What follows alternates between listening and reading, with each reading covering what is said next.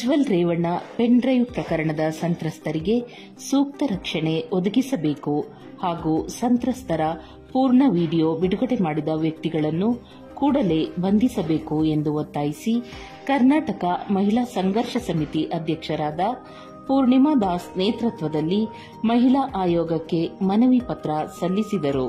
ಕರ್ನಾಟಕ ಮಹಿಳಾ ಸಂಘರ್ಷ ಸಮಿತಿಯಿಂದ ಬಂದಿದ್ದೀವಿ ನಾವು. ಪೂರ್ಣಿಮಾ ಕಶ್ಯಪ್ ಅಂತ ಅಧ್ಯಕ್ಷರು. ಈಗ ನಾವೆಲ್ಲ ನೋಡ್ತಾ ಇರೋ ಹಾಗೆ ಪ್ರಜ್ವಲ್ ರೇವಣ್ಣ ಅವ್ರದ್ದು ಸಿಡಿ ಪ್ರಕರಣಗಳ ಪೆನ್ ಡ್ರೈವ್ ಪ್ರಕರಣಗಳು ಅಂತ ದಿನ ಬೆಳಗಾದ್ರೆ ನಾವು ಮೀಡಿಯಾನಲ್ಲಿ ನೋಡ್ತಾ ಇದ್ದೀವಿ. ನಾವಿಲ್ಲಿ ಬರೀ ಪ್ರಜ್ವಲ್ ರೇವಣ್ಣ ಅವ್ರ ಸಿಡಿ ಪ್ರಕರಣ ಪೆನ್ ಡ್ರೈವ್ ಪ್ರಕರಣ ಅಂತ ನೋಡ್ತೀವಿ. ಆದರೆ ಇದ್ರ ಹಿಂದೆ ಅವನು ಹೆಚ್ಚು ಕಮ್ಮಿ 3,000 ಹೆಂಗಸರದ್ದು ವಿಡಿಯೋ ಮಾಡಿಕೊಂಡು ಎಲ್ಲ ಬೀದಿನಲ್ಲಿ ಹಂಚ್ತಾ ಇದ್ದಾರೆ ಅಂತ ಗೊತ್ತಾದಾಗ ಆದರೆ ಯಾರೂ ಆ ಮಹಿಳೆಯರ ಪರವಾಗಿ ಮಾತಾಡೋರು ಯಾರೂ ಇಲ್ಲ.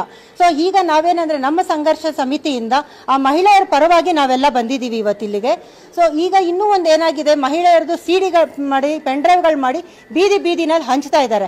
ಆದರೆ ಇದ್ರ ಪರಿಣಾಮ ಏನಾಗ್ತಾ ಇದೆ ಅಂತ ಎಲ್ಲರೂ ನಾವು ಯೋಚನೆ ಮಾಡಬೇಕಾಗಿತ್ತು. ಯಾಕೆಂದ್ರೆ ಇದು ಬರೀ ಪ್ರಜ್ವಲ್ ರೇವಣ್ಣ ಆಗಲಿ ಇಲ್ಲ ರೇವಣ್ಣ ಅವರ ಕುಟುಂಬದ ಮಾತಲ್ಲ, ಇದು ಆ ಸಂತ್ರಸ್ತರಾದಂಥ 3,000 ಹೆಣ್ಣು ಮಕ್ಕಳ ಕುಟುಂಬದ ಬಗ್ಗೆ ನಾವಿಲ್ಲಿ ಮಾತಾಡ್ಲಿಕ್ಕೆ ಬಂದಿದ್ದೀವಿ. ಈಗ ಅವರು ಸಿಡಿಗಳು ಮಾಡಿ ಪೆನ್ ಡ್ರೈವ್ಗಳು ಮಾಡಿ ಬೀದಿಲಿ ಹಂಚಿದಾಗ ಆ 3,000 ಕುಟುಂಬಗಳಲ್ಲಿ ಅವರು ಕೆಲವರಿಗೆ ತಾಯಿಯಾಗಿದ್ದಾರೆ, ಕೆಲವರಿಗೆ ತಂಗಿ, ಮಗಳು, ಸೊಸೆ, ಅತ್ತೆ, ಈ ಥರ ಎಷ್ಟೋ ಅವ್ರ ಸಂಬಂಧಗಳು ಇರೋವಾಗ ಅವ್ರ ಸಂಬಂಧಗಳಲ್ಲಿ ಹಾಳಾಗುವಂಥ ಪರಿಸ್ಥಿತಿ ಬಂದಿದೆ. ಆದರೆ ನಿಜವಾಗ್ಲೂ ಗೊತ್ತಿಲ್ಲ ಆ ಹೆಣ್ಣು ಮಕ್ಕಳು ಯಾವ ಪರಿಸ್ಥಿತಿನಲ್ಲಿ ಈ ಒಂದು ಕೃತ್ಯಕ್ಕೆ ಅವ್ರು ಬಂದರು ಅಂತ ನಮಗೆ ಇದ್ರ ಬಗ್ಗೆ ನಾವು ಮಾತಾಡೋದು ಬೇಡ.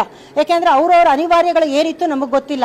ಆದರೆ ಅದನ್ನ ಸಿಡಿ ಮಾಡಿ ಪೆನ್ ಡ್ರೈವ್ ಮಾಡಿ ಬೀದಿಗೆ ಹಂಚೋ ಅಂತ ಅನಿವಾರ್ಯ ಯಾರಿಗೂ ಇರಲಿಲ್ಲ. ಆದರೆ ಇದು ಇವತ್ತವರೆಗೂ ನಮಗೆ ಗೊತ್ತಾಗದೇ ಇರೋ ವಿಷಯ ಅನ್ನಂದ್ರೆ ಇದ್ರ ಹಿಂದೆ ರಾಜಕಾರಣಿಗಳ ಕೈವಾಡನ ಇಲ್ಲ, ಎಲ್ಲರೂ ಹೇಳ್ತಾ ಇರೋ ಹಾಗೆ ಅವರ ಡ್ರೈವರ್ ಪೆನ್ ಡ್ರೈವ್ ಮಾಡಿ ಎಲ್ಲ ಹಂಚ್ತಾ ಇದ್ದಾರೆ ಅಂತ ಹೇಳ್ತಾ ಇದ್ದಾರೆ. ಈಗ ನಾವು ಒಂದು ಸಣ್ಣ ವಿಷಯಕ್ಕೆ ಒಂದು ಬರೋಣ. ಈಗ ಪೆನ್ ಡ್ರೈವ್ ಮಾಡಿ ಹಂಚ್ತಾ ಇದ್ದಾರೆ ಅಂತ ಅಂದಾಗ ಒಂದು ಹೆಚ್ಚು ಕಮ್ಮಿ ಬೀದಿನಲ್ಲಿ ಇರೋವಾಗ ಅದಕ್ಕೆ ಅಂತ ಬೇಕಾಗಂತ ಅಷ್ಟು ದುಡ್ಡಿನ ವ್ಯವಸ್ಥೆ ಯಾರು ಮಾಡಿದ್ರು? ಯಾಕೆಂದ್ರೆ ಒಬ್ಬ ಡ್ರೈವರ್ಗೆ ಖಂಡಿತ ಇದು ಸಾಧ್ಯ ಇಲ್ಲ ಅಷ್ಟು ಪೆನ್ ಡ್ರೈವ್ ಮಾಡಿ ಬೀದಿನಲ್ಲಿ ಹಂಚೋ ಅಷ್ಟು. ಸೊ ಇದ್ರ ಹಿಂದೆ ಯಾರಿದ್ದಾರೆ? ಮತ್ತೆ ಇನ್ನೂ ಒಂದೇನು ಅಂತಂದ್ರೆ ಇವಾಗ ಎಲ್ಲ ಪೆನ್ ಡ್ರೈವ್ ಹಾಕ್ಬಿಟ್ಟು ಹೋಗ್ತಾ ಇದ್ದಾರೆ ಅಂತಂದ್ರೆ ಈಗ CC ಕ್ಯಾಮ್ರಾಗಳು ಪ್ರತಿ ಒಂದೊಂದು ಸಣ್ಣ ಅಂಗಡಿಗಳ ಮುಂದೆನೂ ಇರೋವಾಗ ಅಲ್ಲಿ ಹೆಂಗಿದ್ರು ಹಾಸನ್ ಸರ್ಕಲ್ ಅಲ್ಲಿ ಖಂಡಿತ CC ಕ್ಯಾಮ್ರಾಗಳ ವ್ಯವಸ್ಥೆ ಇರುತ್ತೆ.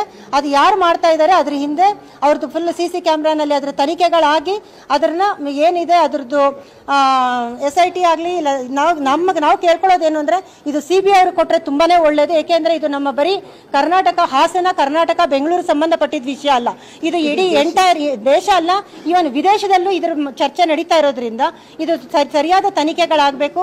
ಯಾರೇ ಆಗಲಿ ತಪ್ಪಿತಸ್ಥರು ಯಾರೇ ಆಗಿರಲಿ ಅವ್ರನ್ನ ಎಂಥದ್ದೇ ಪ್ರಭಾವಿಗಳಾಗಿದ್ರು ಅವ್ರನ್ನ ತನಿಖೆಗೆ ಒಳಪಡಿಸಿ ಖಂಡಿತವಾಗಿ ಶಿಕ್ಷೆ ಆಗಬೇಕು ಅಂತ ಹೇಳಿ ನಮ್ಮ ಸಂಘರ್ಷ ಸಮಿತಿಯಿಂದ ನಾವು ಎಲ್ಲಾರನ್ನು ನಿಮ್ಮ ಮೀಡಿಯಾ ಕಡೆಯಿಂದ ನಾವು ಕೇಳ್ಕೊಳ್ತಾ ಇದ್ದೀವಿ. ಈಗ ಆಲ್ರೆಡಿ ಏನು ಕಂಪ್ಲೇಂಟ್ ರಿಜಿಸ್ಟ್ರೇಷನ್ ಆಗಿದೆ, SIT ಟೀಮ್ ಕೂಡ ಫಾರ್ಮ್ ಆಗಿದೆ. ನಿಮ್ಮ ಬೇಡಿಕೆ ಏನು ಅಂದ್ರೆ ಏನ್ ಮಾಡಬೇಕು ಅಂತ ನೀವು ಆಗ್ರಹ ಮಾಡ್ತಾ ಇದ್ದೀರಿ? ಅಲ್ಲ, ಈಗ ಬೇಡಿಕೆ ಏನು ಅಂತಂದ್ರೆ ಈಗ ನೋಡಿ ಇವಾಗ ಏನಾಗ್ತಾ ಇದೆ, ಇವತ್ತು ಎಲ್ಲ ಇಶ್ಯೂ ಬಂದಿದ ತಕ್ಷಣ ಎಲ್ಲರೂ ನಾವು ಮುಂದೆ ಬರ್ತೀವಿ. 1-2 ದಿನ ಆದ್ಮೇಲೆ ಇಶ್ಯೂ ಹಾಗೆ ತಣ್ಣಗಾಗ್ಬಿಡುತ್ತೆ. ದಯವಿಟ್ಟು ಇದು ತಣ್ಣಗಾಗೋ ಪರಿಸ್ಥಿತಿ ಅಂತ ಅಲ್ಲ. ಯಾಕೆಂದ್ರೆ ಇವತ್ತು ಇಷ್ಟು ಮಾಡಿದವರು ನಾಳೆ ಇನ್ನೂ ಬೇರೆ ಒಂದು ರೀತಿಗೂ ಹೋಗೋ ಚಾನ್ಸಸ್ ಜಾಸ್ತಿ ಇರುತ್ತೆ. ಆಮೇಲೆ ಇದಕ್ಕಿಂತ ಹೆಚ್ಚಾಗಿ ಇನ್ನೂ ಒಂದು ಏನಾಗಿದೆ ಅಂದ್ರೆ ನಾವು ದಿನ ಬೆಳಗಾದ್ರೆ ನ್ಯೂಸಲ್ಲಿ ನೋಡ್ತಾ ಇರೋದು, ಎಷ್ಟೋ ಜನ ಯಾರ್ಯಾರಿಗೆ ಅದು ಪೆನ್ ಡ್ರೈವ್ ಸಿಡಿಗಳು ಸಿಕ್ಕಿದೆ ಅವರು ಆ ಹೆಣ್ಣು ಮಕ್ಕಳನ್ನ ಗುರುತಿಸಿ ಅವ್ರಗಳಿಗೆ ಫೋನ್ ಮಾಡಿ ನೀವು ಈ ತರ ನಾವು ಕೇಳಿದಷ್ಟು ದುಡ್ಡು ಕೊಟ್ಟಿಲ್ಲ ಅಂತಂದ್ರೆ ನಾವು ಇದನ್ನ ಪಬ್ಲಿಕ್ ಅಲ್ಲಿ ಹಾಕ್ತಿವಿ, ಅಲ್ಲಿ ಹಾಕ್ತಿವಿ, ಇಲ್ಲಿ ಹಾಕ್ತಿವಿ ಅಂತ ತುಂಬಾ ಬ್ಲಾಕ್ ಮೇಲ್ ಗಳಿಗೆ ನಡೀತಾ ಇದೆ. ಸೊ ಇದ್ರ ಹಿಂದೆನೂ ಯಾರಿದ್ದಾರೆ ಅನ್ನೋದು ಖಂಡಿತವಾಗೂ ತನಿಖೆ ಆಗ್ಲೇಬೇಕಾಗುತ್ತೆ. ಯಾಕೆಂದ್ರೆ ನಾವು ಅಧ್ಯಕ್ಷರು ತುಂಬಾ ಒಳ್ಳೆ ಕೆಲಸ ಮಾಡ್ತಾ ಇದ್ದಾರೆ. ಯಾಕೆಂದ್ರೆ ಯಾವತ್ತಿಂದ ಇಶ್ಯೂ ಬಂತು ಅವತ್ತಿಂದನೂ ಪಾಪ ದಿನ ಬೆಳಗ್ಗೆ ರಾತ್ರಿ ಅಂತ ನೋಡ್ದಿರ ತುಂಬಾ ಅವರು ತುಂಬಾ ಹೆಲ್ಪ್ ಮಾಡ್ತಾ ಇದ್ದಾರೆ. ಬಟ್ ಆದ್ರೆ ಏನಂದ್ರೆ ನಾವು ಕೆಲವೊಂದು ಕೇಳ್ತಾ ಇರೋದು, ಈಗ ಕೆಲವೊಂದು ಪೊಲೀಸ್ ಅವ್ರುಗಳು ಅವ್ರು ಅಂದ್ರೆ ಅವರು ತುಂಬಾ ಅವ್ರು ಕೋಆಪರೇಟ್ ಮಾಡ್ತೀನಿ ಅಂತ ಹೇಳಿದ್ದಾರೆ.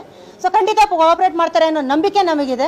ಈಗ ಇನ್ನೂ ಒಂದು ನಾವು ರಿಕ್ವೆಸ್ಟ್ ಮಾಡ್ಕೊಳ್ಳೋದೇನು ಅಂದ್ರೆ ಈ ಪೊಲೀಸ್ ಅವ್ರ ತನಿಖೆಗಳು ಆಗ್ತಾ ಇದೆ, ತನಿಖೆಗಳು ಆಗೋದ್ರನ್ನ ಗೌಪ್ಯವಾಗಿ ಇಡಬೇಕು ಅಂತ ನಾವು ನಿಮ್ಮ ಮೀಡಿಯಾ ಪರವಾಗಿ ನಾವು ಪೊಲೀಸ್ ಅವ್ರುಗಳನ್ನು ನಾವು ಕೇಳ್ಕೊಳ್ತೀವಿ. ಯಾಕೆಂದ್ರೆ ಅದು ಅವ್ರ ಸಂಸಾರಗಳು ಹಾಳಾಗೋದು ಬೇಡ ಅಂತ.